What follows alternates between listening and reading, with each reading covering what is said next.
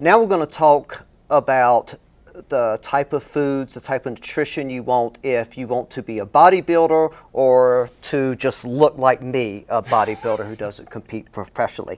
And to learn about that, we're going to be talking to my friend, Dr. Brian Whitacre. He's not only a professor in the Department of Agriculture Economics here at Oklahoma State University, he is a real professional bodybuilder, a world champion bodybuilder in the lightweight natural division. And natural means non-steroids, right? That is correct. Does it mean anything else besides non-steroids? There's a whole list of things you can't take, but generally speaking, it's no steroids allowed. Give us an example of one thing other than steroids. They're diuretics. You can't take diuretics, which helps you shed water before a show. Prescription grade fat burners, so anything that's, we can basically take most stuff that's over the counter. There's also a lot of things called SARMs and basically stuff you could get over the counter that's not allowed in our organizations. Okay. So. Now, 2015 was like your best year, right? That's right. Tell me what it was like that year as far as sometimes you're, I don't know, strength training, sometimes you're prepping for the event. How does the season differ like that? Well, let me start off here. So I wanted to give this little, I got a little poster here for you. Two Bailey. So nice. thanks for the motivation. So you can hang that on your wall. Sweet. So first thing to note about a bodybuilding competition is that we prepare for a long time. So it takes I usually get serious about it about 26 weeks before the date of the competition. And so for 26 weeks, I'm manipulating every aspect of my diet, my training, etc., to maximize, to make an optimal performance of how I am on the stage at that point. So just like 2 competitions a year? Depending on the people. I usually do 1 to 2. Some people will do a little bit more than that, but it's usually 1 or 2 that you're really trying to target. So from 26 weeks out, I know exactly how much protein, carbs, and fat I'm going to take in on a daily basis, and I do alter that. We can talk about that a little bit more. I think about how much cardio I'm going to do. I do, practice weightlifting and my posing I have to practice, but there's a plan from week 1 to week 26, and you're going to optimize your performance at that last stage. Nobody cares what you look like 13 weeks or into it. Nobody cares how much weight you're lifting. All they care about is what you look like on stage at that one point in time. Right. Okay. As far as some of the training, now obviously a lot of weightlifting's involved. What is the difference as far as weightlifting between you and someone who's just doing strength training? So I actually looked strength, just how much can I bench? Right, that like kind of a thing. one rep maximum is what we call those people. So they're training to lift the maximum weight they can in usually squat, bench, and deadlift at one point in time. So those are power lifters. Okay. And I actually looked up this morning to see how I would kind of compare to the elite guys in those divisions. And so, I've been training for 20 plus years, and I think I'm reasonably strong. Yeah. Short answer is I would probably do okay at like a local or state level meet. At the elite level, those guys would destroy me. So just for numbers, I weigh in the neighborhood of 170 pounds. I usually compete in 165 or so, and I can squat around 500 pounds. The world record in my weight class is over 600 pounds, so they're well beyond me. Right. And same thing with deadlift. I can deadlift about 600 pounds, but those guys are deadlifting 700 pounds. Yeah. So they're well beyond me. And we won't get into how their nutrition strategy, but their nutrition strategy is going to be very different from yours. Absolutely, right? Yeah. Because they're training for peak physical performance. I'm not. Yeah. Right. And I would say if you're training for physical performance like football, track and field, even powerlifting, the nutritional strategies I follow are not going to be optimal because there is a detrimental effect to the way that I eat. Do you think you lift as much as someone who's doing powerlifting strength training? Like I said, at a local level and a state level, I probably would be competitive. I don't think I would win, but I would be competitive. I mean, as far as like training. Our training strategies are probably pretty similar, honestly. I do a lot of the same lifts they do. I do a little bit more. Okay. Probably my rep schemes are probably a little bit higher than them, meaning I train usually from 8 to 10 reps, where they're usually training 2 to 3 reps, one to 2 or 3 reps. So they train lower into that spectrum to kind of maximize that skill, whereas I'm more interested in hypertrophy, muscle growth, which is higher reps usually. Yeah, good. Well, let's get to the food. Okay, and so let's start with proteins. Tell me about protein sources you rely on and what form you eat them and why you chose. I noticed on your website when you first began, you said you were really consumed a lot of protein, but you backed down from that. Yeah. Tell me why. Well, when I was younger, I mean, when you do a lot of things when you're younger, I was eating over 300 grams of protein a day. I was just like, more protein's the better. That's what makes you grow muscle. I mean, muscle is built out of protein. So that was the idea. As you get older, you realize there's diminishing marginal returns, and you're probably not going to make use of all that protein you're eating. And there is a scientific body of literature out there that says you're probably only going to actually use anywhere between 30 and 40 grams of protein per meal. And so my strategy now is I eat 5 meals a day. Each of those meals has about 40 grams of protein. I do vary my sources. I take it in from egg whites and actual whole eggs at some point if I can allow that much fat. Lean ground beef, chicken. I mean, you can look up all the different how much a cup of ground beef is in the neighborhood of 20, 30 grams of protein, and 6 ounces of chicken. Around 40 grams of protein. I also do some supplementation with whey protein, which is a quick digesting protein, and also casein protein, which is a slower digesting protein. So of my 5 meals a day, 2 of them are in the form of shakes or protein powders. The other are whole food sources. And so beef and chicken's kind of your main one. You do kind of the whey supplement. When you do the other supplements, are you sometimes doing that to make sure you get all your every protein you need, or is it mostly just the slow or fast digestion you're talking about? Yeah, it's mostly just for ease of taking it in quickly. And so I do a couple different types of protein. Like you said, I usually have the whey immediately after training, so it gets into your system quicker. And then the casein I'll have right before I go to bed, which is a slower digesting protein. It lasts a little bit longer. So there's a little bit of thought process behind that, but it's generally speaking just for getting the food in a timely manner. Yeah.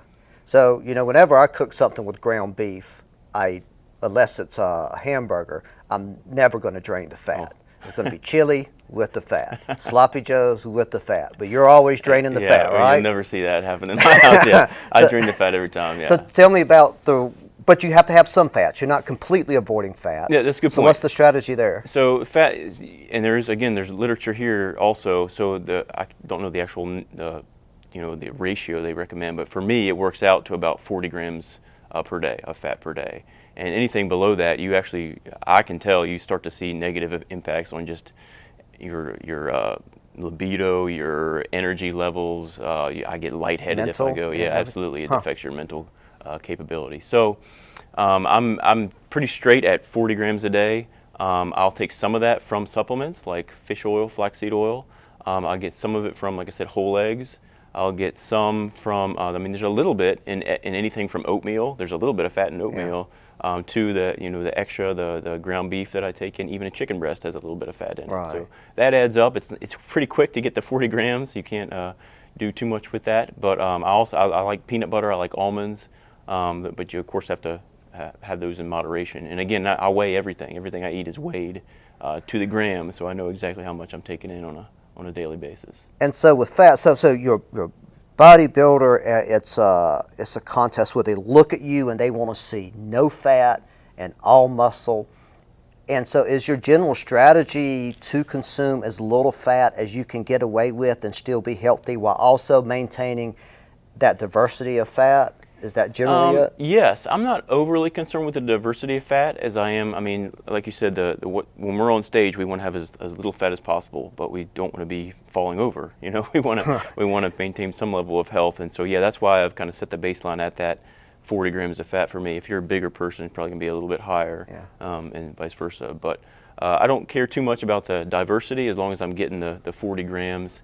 And generally speaking, I know where those sources are coming from. They are coming from a diversity, but if there's one day where I have to have more almonds and less, egg whites, that's fine. Right. I don't have a problem with that. Okay, carbs. Is there simple sugars in anything you eat? The only time I'll have simple sugars is immediately after a workout. And the rationale for that is it helps shuttle the nutrients back into your system. So I just spent an hour and a half, 2 hours breaking down muscle as part of my workout. Now I want to replenish it as quickly as possible. And so I will have those simple carbs as part of that post-workout nutrition, which usually involves a whey protein shake with the simple carbs. Now I've seen you we'll go out to, our families are friends, so we'll go out to restaurants a lot, and I'll be ordering a cheeseburger or something like that, but Dr. Whitacre always has his own food. Always brings his own, and a lot of times it's chicken and brown rice.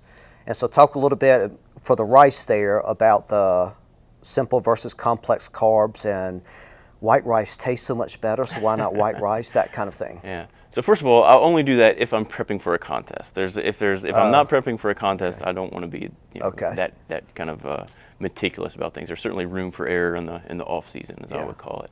So yeah, when I'm dieting down for a contest, I control everything that I eat, and that includes going out with friends and family. I'm just a little. I mean, you can eat healthy options at a restaurant, but I'm concerned that their numbers that they give you, this is 40 grams of protein and 20 grams of carbs. I don't have any control over that, and that kind of, I don't like that. So I need to make sure that I'm optimizing everything I can going into that show. So short answer for brown versus white rice, it's a little matter of taste. I actually prefer brown. Okay. So there's not a huge difference in my opinion between the two. I think there's, it's a little bit lower glycemic index on the brown, which means it's slower digesting, lasts a little bit longer, maybe helps with satiation a little bit. Right. But I don't have a huge problem, switching those up. And then, I like chicken breast because it's low fat, fits my protein needs, generally speaking. Yeah, my preferred meal that I eat before training is about 40 grams of carbs of brown rice mixed with chicken breast and lean ground beef. And so it's about 40 grams of protein, 40 grams of carbs, and that's minimal fat, maybe 8 grams or so right there. The carbs, like you mentioned oatmeal? Yeah, so that's my main other source of carbs is oatmeal. Again, slow digesting. I usually have that with my post-workout shake along with the simple sugars. So, sometimes I'll even use like Gatorade, which is basically just like a simple sugar carb source. And then oatmeal to kind of help it, again, with satiation, and then just last a little bit longer. Supplements, vitamins, minerals? So yeah, I certainly take a multivitamin, and I do quite a bit of supplementation. I'm actually friends with a guy who owns his own supplement company. I'm actually a sponsored athlete by this company, and so I get a good bit of my whey protein from them, my casein protein from them. We bodybuilders like our pre-workout supplements, so it's basically caffeine to get you ready to go in the gym. Okay. They have pump products, which helps you get a good pump when you're in the gym. But that's mainly just for mental, just energy. Yeah, yes, energy. Okay. Yeah. They have fat-burning products too, which caffeine is a big part of that. There's other, a lot of literature has gone into what supplements work for fat burning and what don't. That's one thing I like about this company. They're very science-based. I also take branched-chain amino acids. I don't know if you guys have gotten into that. It's a building block of protein. Say it again. Branched-chain amino acids, BCAAs they're called. It's basically what protein is made of. And so I'll take that as I'm training with the idea that you're immediately replenishing the muscle you're breaking down. When you diet down for a long time, sometimes you have trouble sleeping. So I'll take a supplement that helps with sleeping. But that's the main things. The pre-workout supplements, multivitamin. I do take like a vitamin D. I take some joint supplements now that I'm old and my joints are achy. But that's just kind of the macronutrients are the main thing, and this is just like other stuff we can try to do to maximize our performance. What about fruits? I haven't heard you mention fruits. Yeah, so I don't eat a lot of fruits. I'm kind of in the boat that those are basically simple carbs. I mean, they digest quickly and get in your system quickly. So I don't take in a lot of fruit, probably any fruit. Do a lot of vegetables, do a lot of broccoli and spinach and things like that. Is that for minerals and fiber? Yeah, it's for, again, kind of that micronutrient thing. And again, it just, when you have a lot of broccoli, you can eat a lot of it and it doesn't count for a lot of calories. So again, helps with the satiation thing, certainly some bodybuilders will eat fruits, and some of them will make it as part of their post-workout nutrition to get into your system quickly. It's just not something I've typically do. Yeah, so like any of the vitamins and stuff that's in fruits, you're getting mostly through supplements something like that, and through it's vitamins and meats and things like that too. Yeah, well, good. You mentor a lot of bodybuilders here. I've seen people on campus wearing your shirt. What does it say on the back of the shirt again? It says, "No ego, no juice, just train." Yeah, so you'll see it, especially in Colvin Center. You'll see it when you are mentoring them, you're mentoring them about how to lift, to get muscular and things like that. But when you're talking to them about diet, are you basically recommending what you found that works for you, or are you giving them some general rules and saying your body's different, you got to kind of figure this out for yourself? Yeah, definitely the latter. And again, I'm not a nutritionist, so I don't want to come across as saying, here's what you need to do. True. Yeah. But I do tell them what's worked for me, and I've found out over 20 plus years now. I started out, like I said, eating 300 grams of protein and probably was having lots more fruit, and I've just found over time what works best for me and my physique. And so that's not true for everyone. And so I certainly stress that when I'm starting to talk to people who are interested in this, and let them know that you are going to figure this out over time, but it's worth experimenting with different things and finding out what you like and what you don't like. Right. So yeah, and I have friends who are their full-time job is to be contest prep coaches, and they do deal with a whole variety of people. And some people they will put on a ketogenic diet where it's basically all fat, no carbs, and well, protein obviously, but very, very fat dominant. There's not too many bodybuilders that do that for obvious reasons. I mean, fat is what we're trying to minimize, but I've seen them have success. It is possible to do that. I've seen people with much lower protein intake than me and much higher carb and still look great on stage. So it is very individualistic. Okay. Let's say we have a college student who goes to the gym and lifts a lot. They don't want to be a bodybuilder, and they don't want to have too restrictive of a diet, but they want to look more muscular. What's your recommendations? Basically just get your fat levels down and keep lifting? Not necessarily. So, I mean, first thing is make sure you're on a good weight training program. So, I see people in there doing chest every day, and that's the only thing they do. So I would, there's a lot of you want to build your full physique. And so I would say, look into it a little bit more, make sure you're on a good weightlifting program. There's a lot of good ones out there. I think of 5x5, where you're doing the 5 main lifts for 5 sets of 5 repetitions. But nutrition-wise, I would not stress just dropping your fat immediately. I don't think that's the goal when you're trying to put on muscle. It's almost impossible to put on muscle and drop fat at the same time. Okay. So if your goal is to build a little bit more, I mean, when I started college, I weighed like 120 pounds. So I was trying to gain much more muscle. And looking back, I would have eaten more protein. My first rule would be get more protein in every meal. So eat more than 3 meals a day, eat 4 to 5 meals a day, and make sure you're getting 30, 40 grams of protein in each meal. That would be my first recommendation. My second one would be make sure you're getting enough healthy fats. I think healthy fats are very important. So we talked about almonds, peanut butter, good sources of whole eggs, good sources of fats. And then in terms of carbohydrates, I would say at a minimum have carbohydrates before you train and immediately after you train. And then the rest can kind of fill in as you see fit. But one thing I didn't ask about was calories. Do you set a calorie limit? Or? Yeah, so I mean, I know my protein, grams, and fat every day, and that works out to a certain calorie level. Okay. So when I'm getting ready for a contest, my total calories will vary.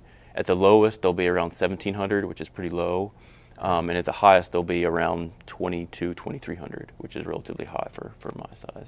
And that's what I vary is I keep the protein and fat constant every day, about 200 grams of protein, about 40 grams of fat, and what I vary is that carbohydrate intake. So if I have a really taxing lifting day where I'm doing heavy squats and heavy deadlifts and really stressing my body, I have more carbs to recover. Wow. And if it's a day where I'm just completely off, I'll have a lot fewer carbs because I don't really need them. Yeah. And so that's where the variation comes in. One thing I never thought about until you were talking about how some people go in and like just bench pressing and just squatting is, I bet when you first got into this, you had no idea how many different muscles there are in the body and different ways to exercise them. That's very true. That's very true. And it's kind of funny because, when you get started, you're all into lifting and you think, you focus on your really good parts. You're like, man, my arms look pretty good or whatever. Right. But once you get to that elite level, it's not how your best body part, it's what is your worst body part and how bad is that compared to everybody else. So you've got to optimize everything. And that you're right, minimizing those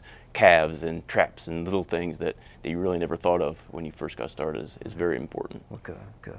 Well, thanks so much for giving us your advice. Once again, Dr. Brian Whitacre, world champion bodybuilder and econ professor.